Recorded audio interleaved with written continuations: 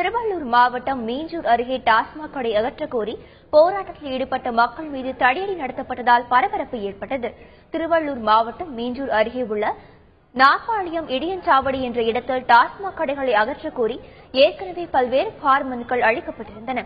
இது தொடர்பாக எந்தவித நடவடிக்கையும் எடுக்கப்படாததால் மக்கள் அதிகாரம் அமைப்பின் சார்பில் இன்று முற்றுகை போராட்டம் நடைபெற்றது. அப்போது போலீசாருக்கும் போராட்டக்காரர்களுக்கும் இடையே தள்ளுமுள்ளு ஏற்பட்டதைத் தொடர்ந்து பொதுமக்கள் மீது தடியடி நடத்தப்பட்டது. இதனால் அந்த பகுதியில் பரபரப்பு ஏற்பட்டுள்ளது.